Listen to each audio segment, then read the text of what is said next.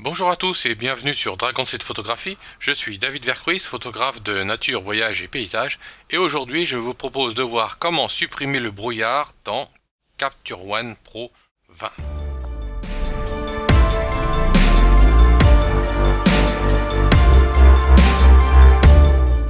Alors pour cet exercice, je nous ai choisi une photo du Lot, comme vous pouvez le voir dans un temps très brumeux, très pluvieux. Donc nous avons beaucoup de brouillard et de brume dans cette vallée. Donc je vous propose d'essayer d'obtenir l'image suivante, qui est même un peu trop débrumée, mais c'était pour montrer jusqu'à quel point on peut aller, voire même un peu plus loin, mais après on n'a pas forcément un rendu excellent. Donc démarrons. Alors une des toutes premières choses que j'aime bien faire, je vais aller dans le premier onglet ici, j'ai installé l'interface selon mon workflow habituel, donc comme ça va vous donner une idée de mon workflow. Une des premières choses que j'aime bien faire déjà pour vous vérifier si vous avez fait la mise à jour, de mettre le moteur de Capture One Pro 20 à jour. Et vous pouvez, si vous avez déjà fait des profils ICC, voir les différents profils ICC qui fonctionnent. Bon, pour moi le générique est pas mal. Et ici, ce que j'aime bien faire en tout premier très souvent, c'est d'utiliser la petite baguette magique ici pour créer une balance des blancs naturels, pour voir si on a un bon rendu ou pas. C'est un petit peu froid, mais c'était un petit peu l'ambiance réelle du moment. Après, on peut essayer de s'amuser pour voir si on peut chauffer un petit peu. Voilà, comme ceci, l'image. Et la première des choses ensuite, après la balance des blancs, c'est d'utiliser les niveaux. Les niveaux ici, on peut tout à fait s'amuser à utiliser la petite baguette magique ici pour faire des niveaux automatiques. Alors comme vous pouvez le voir, si je fais avec l'option, la touche option et la petite flèche en arrière, on voit avant-après. L'effet est déjà plutôt puissant, il n'est pas mauvais. Et comme vous pouvez le voir, les niveaux ont été faits sur l'onglet RVB. Rouge, vert et bleu n'ont pas été modifiés. Une façon aussi d'équilibrer sa balance des blancs à travers les niveaux, au même titre que dans Photoshop, on peut aller dans les préférences et dans exposition. Et ici, vous pouvez demander à ce que l'outil niveau soit automatisé par le canal rouge, vert et bleu, comme ceci. Voilà. Donc si j'annule cette opération et que je réappuie sur ma petite baguette magique, cette fois, ce sont mes canaux qui vont être automatiquement ajustés. Donc ça peut être intéressant de voir quel est celui qui donne le meilleur rendu. Pour mon cas, je crois que c'était plutôt le canal RVB.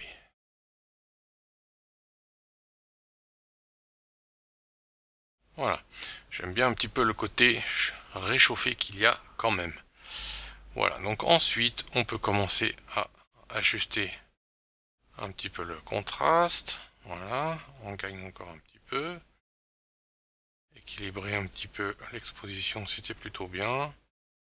On va quand même essayer de garder un peu de lumière. Jouer un petit peu avec de la saturation, parce qu'en faisant sortir la couleur, on va créer du contraste de couleur, puisque la saturation chez Capture One, c'est plutôt en fait une vibrance bien améliorée. Et on peut commencer à jouer avec le nouvel outil High Dynamic Range, qui est fraîchement mis à jour dans cette nouvelle version. Voilà, on peut abaisser un petit peu les hautes lumières et un petit peu le blanc au-dessus. On va peut-être le faire après quand on voit que mon image est surtout brumeuse en haut et moins en bas. Et je peux redonner un petit peu de lumière dans mes angles. Voilà. Ensuite, on peut travailler avec l'outil clarté et structure pour donner un petit peu de contraste et de micro-contraste.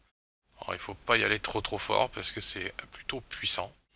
Voilà, et si on commence à regarder ce que donne mon image avant-après, voilà, ça commence à rendre pas mal.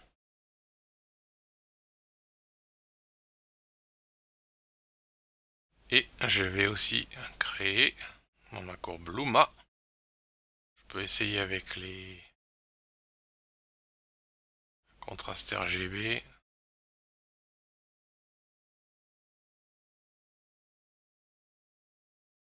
Avant, après, c'est pas mal.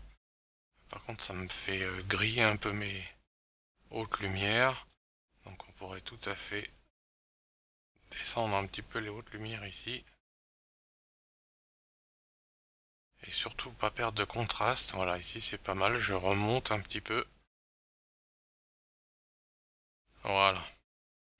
Et donc si vous savez pas où se trouvent les tonalités, par exemple sur la moitié haute, le tiers supérieur de mon image, vous pouvez tout à fait prendre cette petite pipette et en fait quand vous allez passer le curseur dessus, vous allez voir la ligne verticale qui vous permet de situer où se trouvent les zones sous mon curseur sur la courbe. Donc par exemple si je clique ici, je vais avoir un point qui va se former. Et j'étais bien donc dans les très hautes lumières ici, que je pourrais tout à fait réabaisser un peu.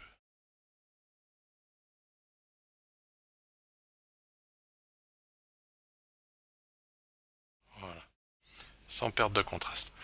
Voilà, ça c'était la première grande étape. Et nous allons voir maintenant comment on peut faire pour traiter la moitié supérieure de l'image.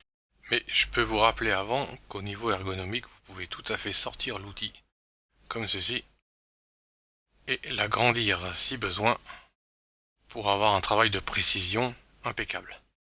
Avec Capture One, c'est vraiment extrêmement pratique de travailler les points avec une énorme précision. Voilà, ça c'est un petit détail parce que c'est quand même super pratique et super important. Donc, traitons la moitié supérieure, le tiers supérieur de l'image. Pour cela, je vous propose de prendre l'outil dégradé qui est maintenant ici dans une petite liste d'icônes, comme cela. Et en fait, quand je vais glisser mon curseur du haut en bas, voilà, on va aller à peu près jusqu'ici pour faire un beau dégradé. Si j'appuie sur ma touche M, je vais voir mon masque qui vient d'être fait et Capture One m'a automatiquement créé un calque que je vais renommer en appuyant sur la touche Entrée et j'ai marqué tiers sup. Voilà. Et à partir de là, tous mes outils sont à 0. Si je vais en dessous, voilà, on voit tous mes réglages. Si je vais sur le calque qui est dessus, les réglages que je vais modifier dans tous ces outils vont s'appliquer que sur la zone rouge ici. Voilà, que je peux faire visualiser en appuyant sur la touche M. Voilà, et maintenant je peux essayer de m'amuser un petit peu en jouant encore peut-être un petit peu sur les hautes lumières, un petit peu sur les blancs, essayer de rajouter peut-être un petit peu de noir. Voilà. Et je peux mettre un petit peu de contraste comme ceci. Voilà, parce que l'intérêt c'est pas non plus de faire complètement disparaître la brume, ce serait un petit peu dommage. Si je trouve que mon effet est un petit peu trop important, je peux tout à fait aller sur ma glissière en haut pour jouer sur l'opacité. Voilà. Ici, il n'y a aucun effet qui est appliqué, mon calque est à 0 d'opacité, et si je l'augmente, là j'ai mis 40% d'opacité, donc je peux l'ajuster un petit peu, ce qui me donne du raffinement. Voilà, comme ceci. Et je peux remettre une petite dose de clarté si je veux, pour redonner un petit peu de texture à mes surfaces rocheuses. Voilà. Voilà, c'est pas mal du tout. J'ai à la fois ma brume et à la fois de la texture. Voilà pour travailler cette image simplement. Il y a encore plein d'autres façons de faire. On peut aussi continuer à utiliser les niveaux et cette fois-là, essayer de jouer sur les noirs et les gris. Alors les gris comme ceci par exemple, voilà. Travailler un petit peu les noirs et travailler un petit peu sur mes blancs. Après ça les refaire sortir, je perds de la texture. Voilà. Et je peux revenir sur mon fond. Un petit peu de vignette. Voilà. Je pourrais remonter sur mon calque. Ajouter un petit peu de saturation et un petit peu de contraste. Voilà, pour donner de la couleur.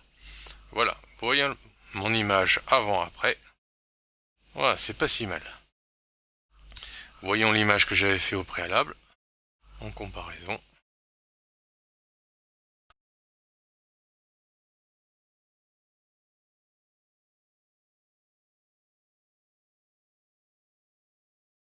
Voilà, j'ai une petite préférence pour celle de droite qui est un petit peu plus naturelle. L'autre à gauche est quand même un petit peu plus violente.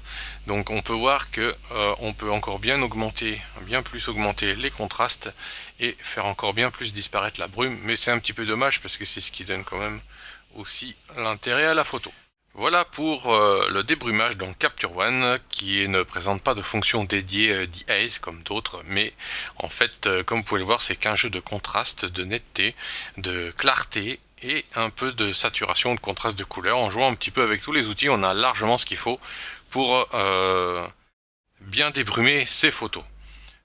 N'hésitez pas à passer voir mon site Dragon Street Photographie à www.dragonstreetphotographie.eu pour suivre les news et les articles sur mon blog. Merci de votre suivi sur cette chaîne YouTube et je vous dis à très bientôt pour de prochaines vidéos.